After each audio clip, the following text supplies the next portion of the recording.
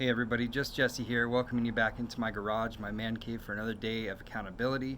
And how's your guys' day doing with that? I hope you guys are doing well. Today is Saturday, it's June 27th, the year 2020, and I read Exodus chapter 17 today. Now what that taught me was the rod of God. A lot of you don't know the story where Moses struck a rock and provided water for the Israelites in their journey out of Egypt. But it wasn't Moses that provided it. So in Exodus, we see the leadership of Moses as it's put to the test. The Israelites were just freed from Egypt. They crossed the Red Sea on dry land, mind you. And yet they still complained to Moses, showing that they didn't give God the authority over providing for them. What this did show was that Moses' reverence to God, because in verse 4, he cries out to God. He is asking God for help instead of trying to figure something out on his own. And after he does that, God shows up in a huge way. So Moses goes and tells the Israelites, basically, like, why are you asking me, before he asks God, before he cries out? And he wants the Israelites to start realizing that they need to give God the authority to provide for them, that they can go to God and they can get those provisions. They don't have to find some leader, some king, somebody who's in charge. They can go themselves. So he's trying to input that into their minds. Now, when he goes out after he talks to God and God shows up, they take the elders and they go out to this rock. Basically, they named the place like quarreling and trusting. And so God told him, take the leaders out there, strike the rock with the rod that you had at the Red Sea, and water will flow from that rock for them to drink. Now, that showed that God earned, once the Israelites saw that, God had earned their trust through a few different ways. The Israelites started trusting God because he produced a way for his people to cross the Red Sea safely. Now, that's production. God showed up in production to them. Next, he eliminated the Egyptian army in the Red Sea when it collapsed upon them, which God provided protection.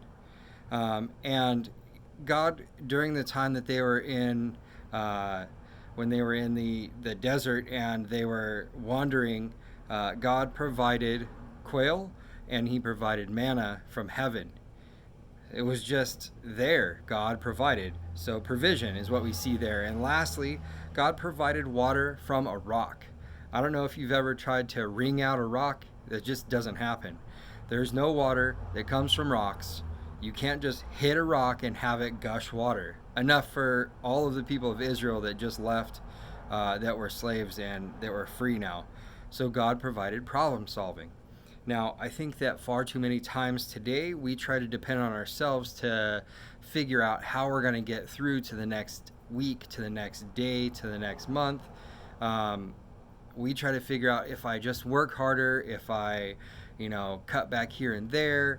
It isn't about us. We lose sight that we're not giving God the authority to provide for us. God certainly doesn't need us. On the other hand, we need him indefinitely, because without God's hand, none of us exist. Nothing exists. The world doesn't hold together. The universe doesn't hold together. There's just nothing.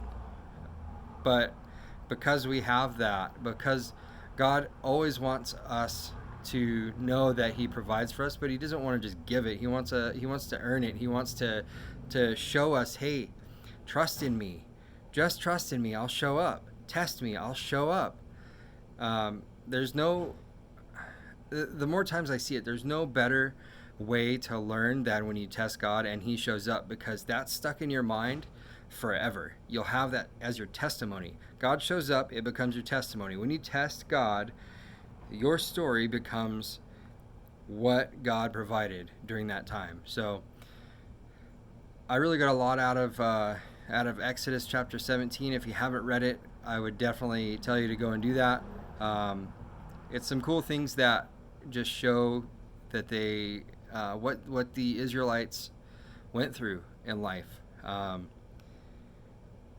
It really brings just an essence of hope to people if, like,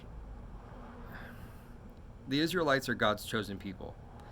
And because they're God's chosen people, the same thing that Jesus said, people hate me because of who I am, because he's God, they're going to hate us because we follow Jesus. The Israelites aren't always liked. We're not always liked. We have to work together with everybody. We need to change that.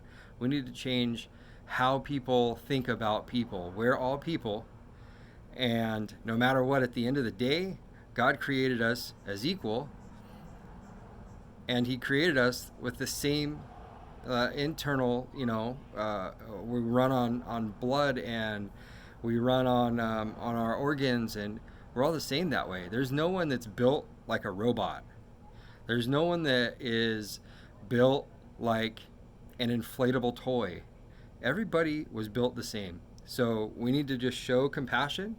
We need to know that God will provide for us, and we need to test him in that, because there's just too many times that we try to do it on our own. So thanks, guys, for listening today. I hope that you have an amazing accountability week this week. I hope that you share it with me in the comments.